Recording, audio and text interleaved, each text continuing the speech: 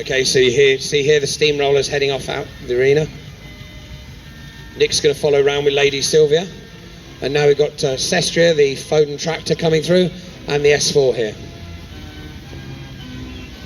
You'll see on some of these wagons they've got electric lights. In most of the cases it's a steam-driven dynamo on the engine.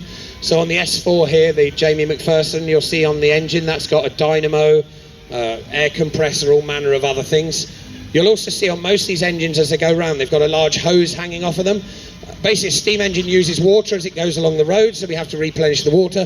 So nearly all of the engines running around here today have a hose. When we road them here to a rally, if we drive them on the road, we have to stop at streams to fill up with water on the way. In the case of the Sentinel there, she'll do about 50 miles before she needs a water stop.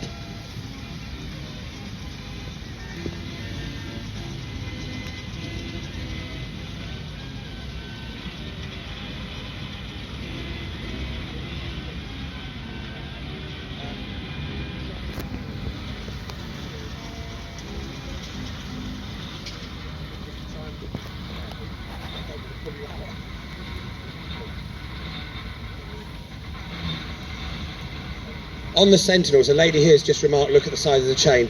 On the DG8 that's running around, the differential isn't actually on the rear axle, the differential is built into the engine. So you actually find there's twin chain drives running across to each set of rear wheels. Richard's going to be driving this DG8 around very, very carefully because I think it's going to slip and get stuck.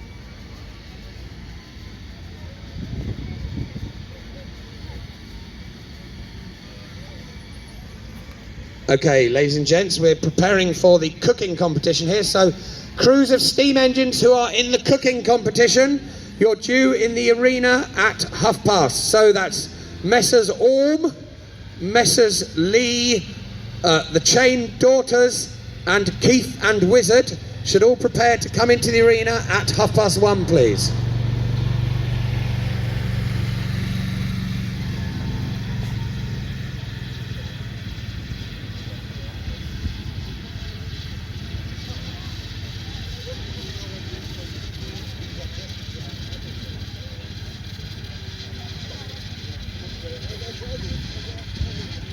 Okay, there's a bit of a filler here. We're actually going to get the miniature steam engines in for a parade because they're desperate to come into the arena, and now they've seen the full-size engine in, know the field's actually okay.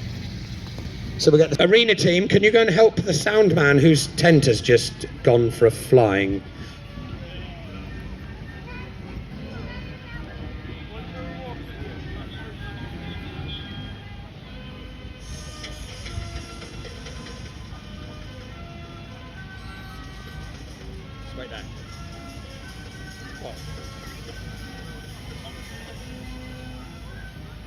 The events team have now found a purpose. They're rescuing a flying tent.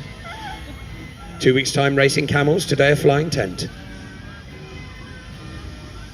This engine literally is half the size of a full-size engine. This engine weighs just under a ton in weight. It's a wee bit heavy, so you can't really take it round on a car trailer unless you've got a fairly significant car here.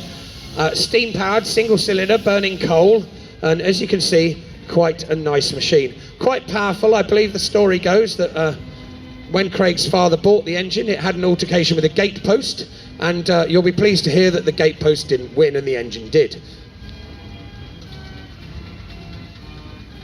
So that's the Burrell 6-inch. We've now got Lynn Robinson who's going to follow on in, and this is a 4-inch scale. So when you hear somebody talk about the scale, it's always how we scale things up. So the first engine was a 6 inches to the foot scale, so that's half size.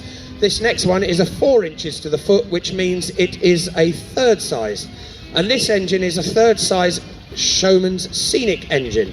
So it's very, very similar to Dolphin. The way you can normally tell a scenic engine is if you look closely, it has two dynamos. It's got a dynamo at the front and then a dynamo behind the chimney. And the reason for the second dynamo is that the larger fairground rides, which are electrically powered, pulled a huge current when you started them. So a man in the fairground world developed what's called an exciter system, whereby the small dynamo excites the larger dynamo and allows the fairground ride to start smoothly. In the arena, somehow, Craig's going to take the lead. The next one we have, more importantly, I think it's Archie the dog. Have I got that right, Campbell?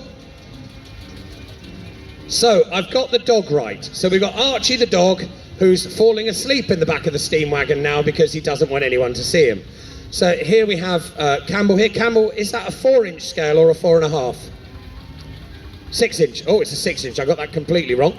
So this is another 6-inch scale wagon. So this is half size, and this is essentially a half size version of the wagon over the far side of the field there, similar colour maroon. This is the Foden. So this is fitted with 3 speeds for travelling along the road, and then chain drive to the rear wheels. You've got a big water tank underneath the flat back, powered by coal, electric lighting, fairly fast machine on the road for a model, but lightweight enough that you can easily travel to rallies with it.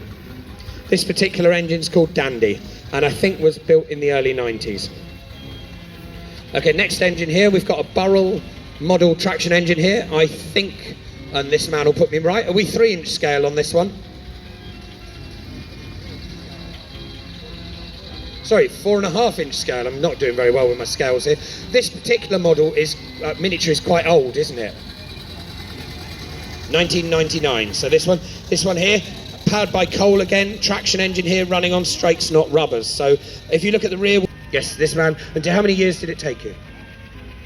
17 years. So this chap here spent 17 years building this beautiful model here. She's a single cylinder, she's got 2 speeds, and as you can see, quite powerful, hauling the gentleman along. Coal-fired, just like the full-size engines, a little flywheel, with a few little unusual things that allow you to pick up an engine. So we've actually got 2 engines in a row here. We've got Alice on the Burrell and this chap with the Ouchin. If you look at them closely, you can see differences amongst them. So when I go to a steam engine rally and look at the engines, you look at certain things that immediately allows you to tell which engine's which. In the case of this engine, it says William Ouchin on the front, and if you look carefully at the front axle on an Ouchin engine is very different to one in the arena. We've got 2 4-inch scale models, but this model is bigger than the other 4-inch model, basically because it's a model of, or a miniature of, a bigger steam engine. So this engine is Olive a model. Olive is not a model.